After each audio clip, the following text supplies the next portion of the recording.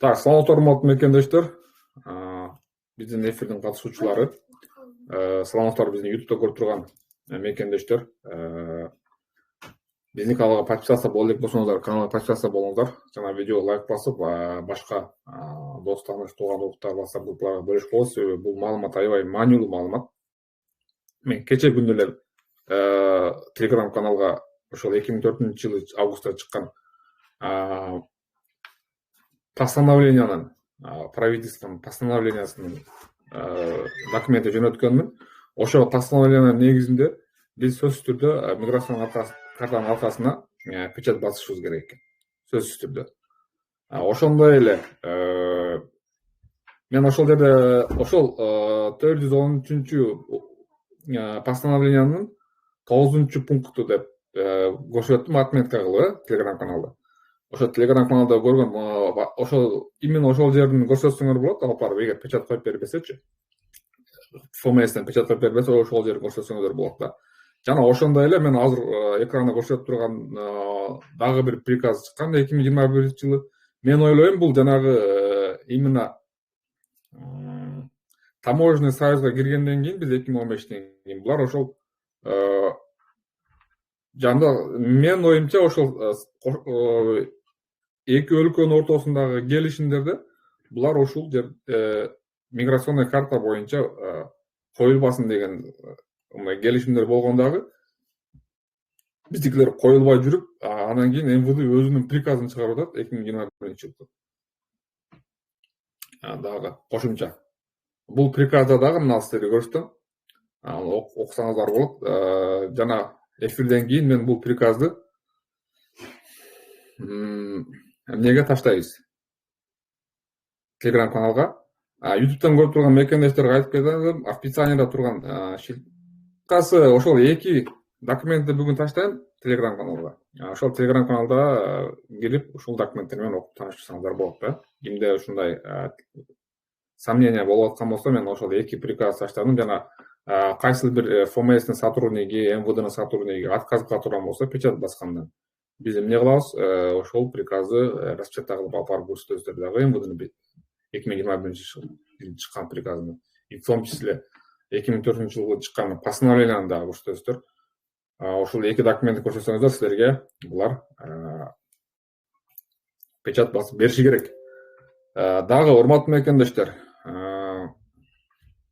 сомнение болуп аттыгы эле, мен дагы сомнение болуп аткан, бул керекпи, керек эмеспи депчи.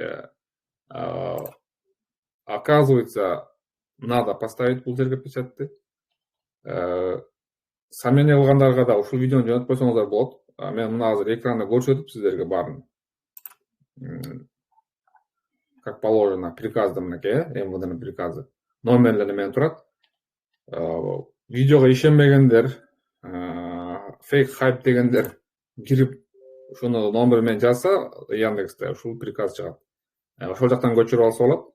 Же болбосо описаниеда турган ссылка аркылуу биздин Telegram каналга кирип, подписаться болуп Telegram каналга, жана ушул маалыматтарды толук ал жерден алса дагы болот.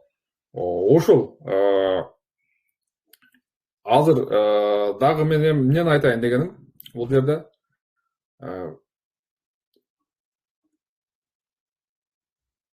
госуслугиден биз жасап атканыбыз, азыркы документтердин госуслуги аркылуу жасап атканыбыз. Бул эми мындайча айтканда эки иш убар эле болуп калып атат да. Бул миграционный карта боюнча булар өздөрүнчө жаңы бир дагы приказ кабыл алып, ушул приказды жокко чыгарса да болот, менин оюмчачы. Биздин саясатчылар, МИД, элчилик ушул боюнча правительство менен сүйлөшүүлөрдү жүргүзсө болот.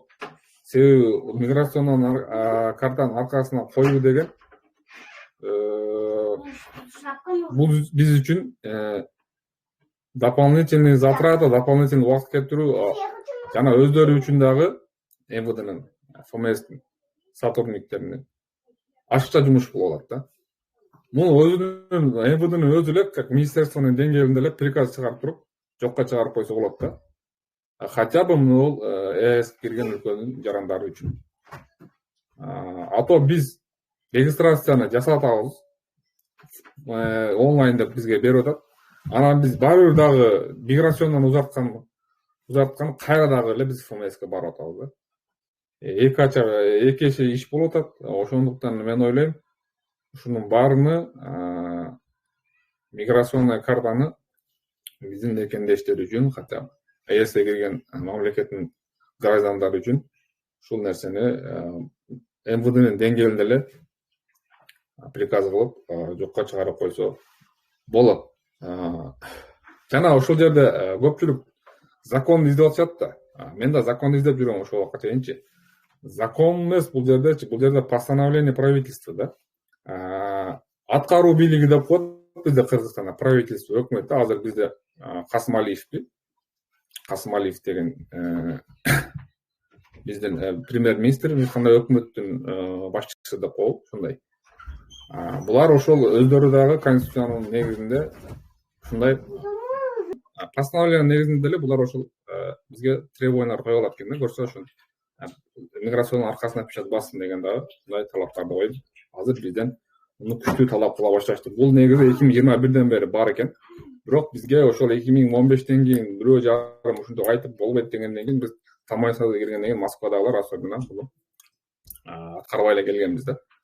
Москвада мигрант көптүгүнөнбү же башка себептерденби, кыскасы бизде ушул миграционный картанын аркасына печать бастырууну талап кылган эмес эч ким. Бирок Питерде мен билгенден Ленинградская областта булар талап кылып илгертен эле ушинтип печать бастырып, печатсыз иштер жүргүзүүгө келишкен да. Ушул учурдан пайдаланып айтып кетет элем, биздин өкмөттөр аралык эле сүйлөшүп, элчиликтер аралык сүйлөшүп, ушул постановленияны жокко чыгарса болот негизинчи. Өздөрүнүн акыркы указдары менен. Эгер өздөрү бизге жанагындай бут тоосуулар кылып, анан политика салып ушундай болот, бизге негизиненчи каршылык көрсөтүп, мигранттарды кыйнамай болсо, мен ойлойм бул нерсе кайра улана берет. Ал учурда биз мекендештер баардыгыңарга айтып кетет элем, продление кылганда сөзсүз түрдө госуслугудан алдыңыздарбы, готовойду. Кайра МВДга барасыздар дагы печать койдурасыздар. Ошол. Печать коюлбайт деп айта турган болсо, аны мен азыр Telegram каналда турган эки документти көрсөтүптүр. Постановлениянын негизинде көчөдө бизден сотрудники полиции требуют, значит, коюшубуз керек экен. Значит, кой бериңиз деп айтыңыздар. Ошол. Мен айтайын дегеним, урматтуу мекендештер. Эми кимде кандай суроолор бар? Миграционный карта боюнча, госуслуги боюнча, ГПХ боюнча сурооңузду бериңиздер. Мен где-то азыр 15 мүнөттөй, 20 мүнөттөй убактым бар. Сиздер менен сүйлөшүп андан кийин бүгүн Башнай Кадырбек менен тренинг болот. Ошол супермаркеттен ошого катышайын деп атам. 5:30 ошол башталат.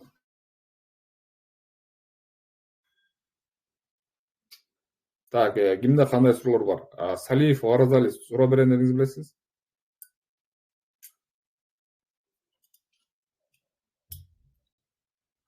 Так, кимде? Госуслуга ачып атасыздар баардыгыңыздар?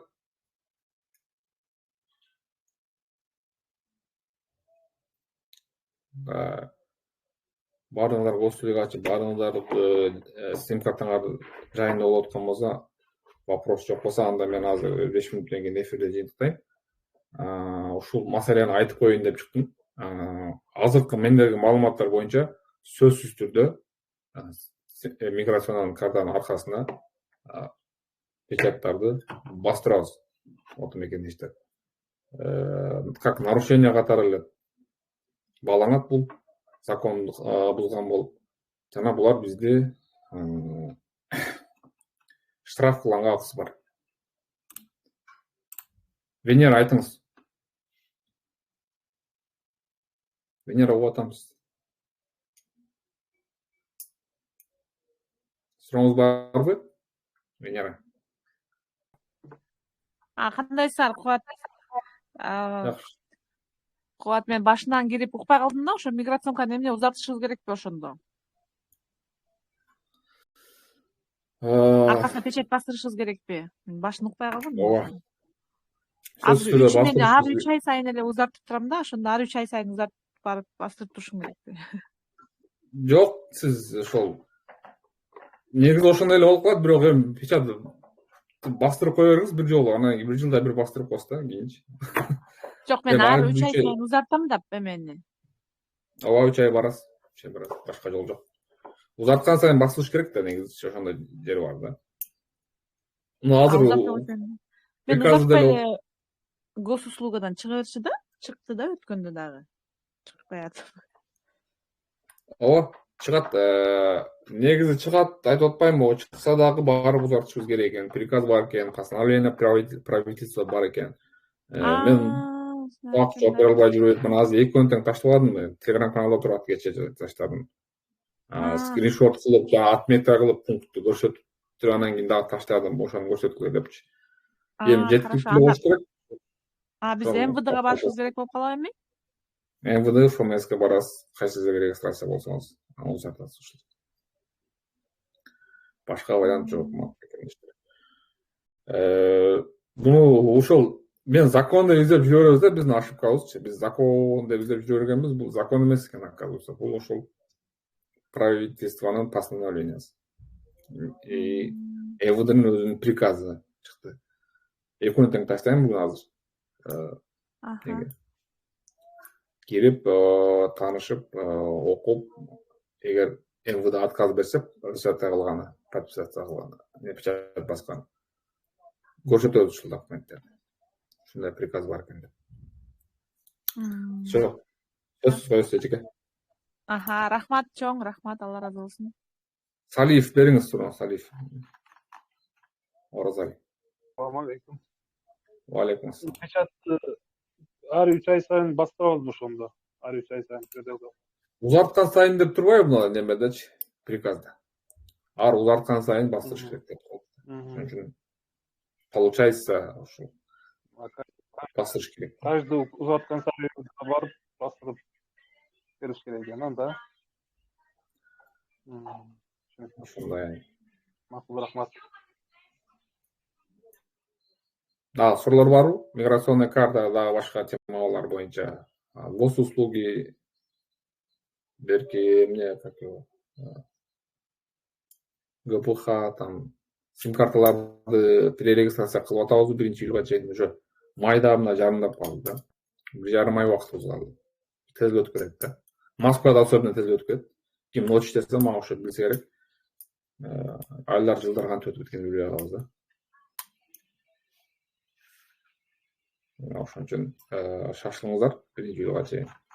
Сөзсүз түрдө сим-карталарды перерегистрация кылабыз, госуслуга ачабыз, подтверждение кылабыз.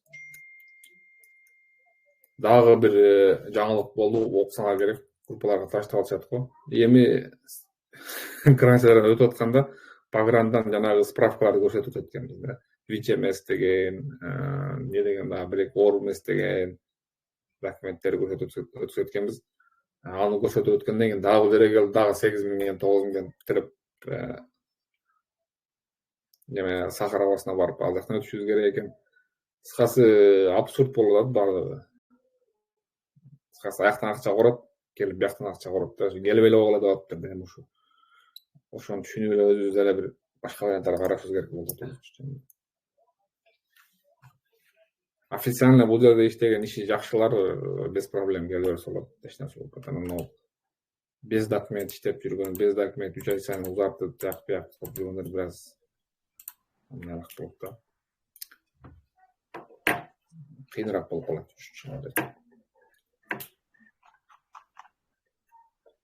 Биз бул жөнүндө айтып эле келгенбиз, 2 жыл мурун баштаганбыз ушундай.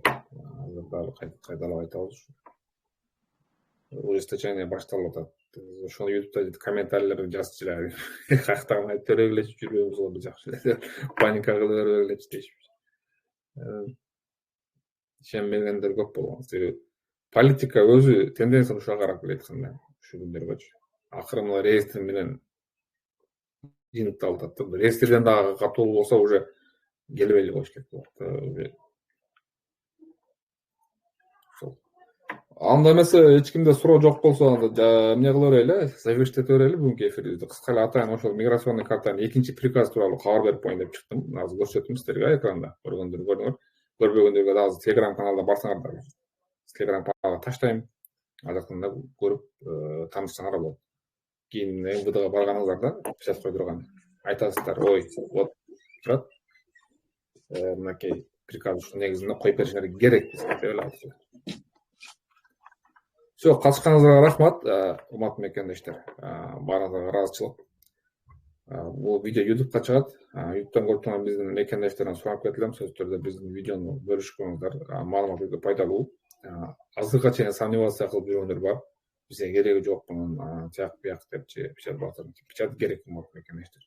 Отказыла турган болсо ушул Telegram каналдагы документтерди алып барып көрсөтө бериңиздер. Ушунун негизинде болот депчи. Все, кийинки эфирде жолугушканча саламатта турабыз. Видеону поддержка кылыңыздар, лайк басып.